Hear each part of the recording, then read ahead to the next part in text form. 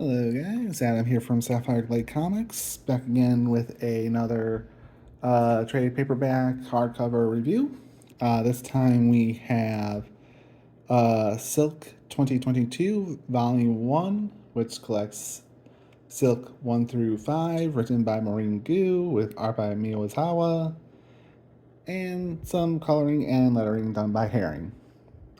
This was one of Silk's relaunches in the year 2022 or 2021, I forget which, but it was a fantastic story.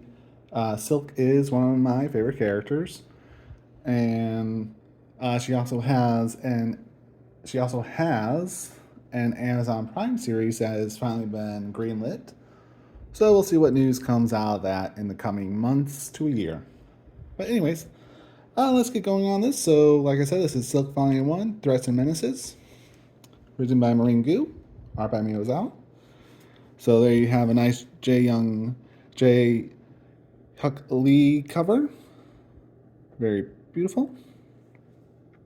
Great detail. Here is the back. Another J. Yuck Lee artwork. And if you want to pause the video there, you can read that, see what it's about. And here is focus. Here is your spine. Sorry, camera's not focusing, but that is your spine. So let's get into this.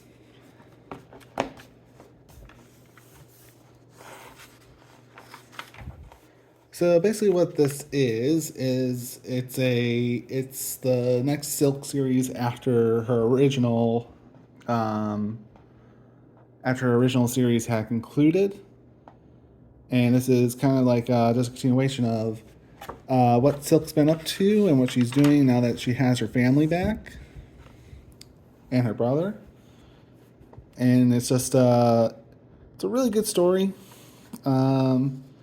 She comes across new villains and basically does what a spider character does. Fights them, gets them to not do anything. And she gets a fantastic, she gets this nice little jacket that she really likes. So she's currently working at a company called Threats and Medicines, which is ran by Triple J, Joe Jonah Jameson, or Jonah Jonas. Either way, you guys know what Triple J stands for in Spider-Man. That's who she works for. And basically, what's happened is there's this slew of gang deaths going on, and there's this mythological creature. So this explores some Japanese folklore or Korean folklore. I think it's more focused on Korean folklore. And she acts as J. Jonas Jameson's bodyguard. And FujiNet is the company at the center of a lot of what's going on in this series. This is a new character. Looks like Silk, but is not Silk. She is called... Her name is... say Ishi. And she basically runs FujiNet as its very young CEO. And we meet our big bad, who is this cat villain.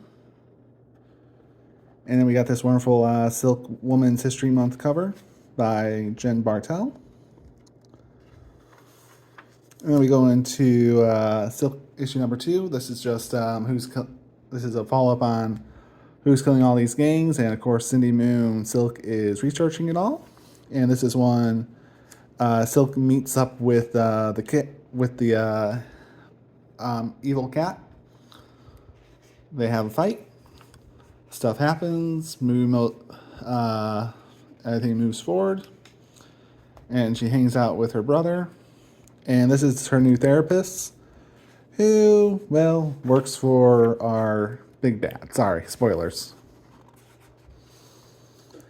And basically this cat is trying to summon some sort of demon. Very interesting story. Here is another J. Huck Lee cover for issue number 3. We're going through a therapy session with Cindy Moon and her new therapist, and this is when she meets Seiya, and believe me, they look a whole lot alike. They have a good discussion.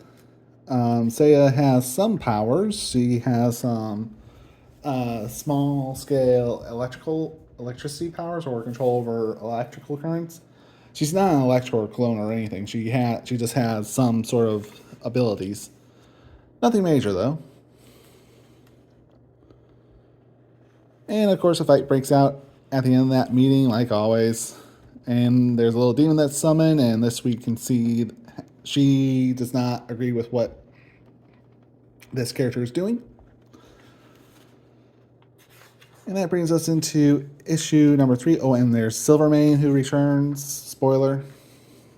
Then we have Silk 4. We have a battle between Cindy Moon and Silvermane here. We get some background on Seiya, who has had quite the childhood, but it's very, very good. I really enjoyed the story. I think Seiya was a good character. And she, of course, needs a little bit of help from Cindy Moon. Why? Because she shows up in Cindy Moon's apartment after basically getting her butt kicked. So they have a temporary alliance in issue number 5. And issue number 5 is kind of the conclusion of that story. Not going to flip through anything there because I don't want to spoil it. You guys could read this for yourself by going to your local comic shop and buying the trade paperback. I'm sure they have it. And yeah, here's some variant covers. And I do, as a Silk fan and Silk collector, I do pretty much have all these covers. I know for a fact I have that one, that one, that one. Yeah, I have pretty much all of these. And some more. So, would I recommend this? Absolutely. If you like Silk, you like spider stories that follow the spider female characters, this is a great one. Highly recommend it. This, at the time when I bought it, was $15.99. Unfortunately, I think they've gone up to $17.99 because inflation. But anyways, I highly recommend Silk Thrice and Menaces Volume 1. And yeah, I hope you guys enjoyed this review. If you're a Silk fan, tell me some of your favorite Silk stories down in the comments below. And yeah. And of course, if you have any suggestions for me to make these videos ever better, feel free to let me know as well. And lastly, I appreciate your time viewing the video. And of course, if you want to know what else I do, I am a Whatnot comic seller. So if you want to come to my Whatnot auction tomorrow, those are buy it nows. And then we got a bunch of auctions as well for tomorrow. So I have a Whatnot auction at 9 p.m. Eastern time tomorrow. Hope to see you there. Follow the link down below. Give me a follow. You get like $15 credit. So yeah, that's all I have tonight, guys. Thanks for watching, and you all have a fantastic rest of your nights and days.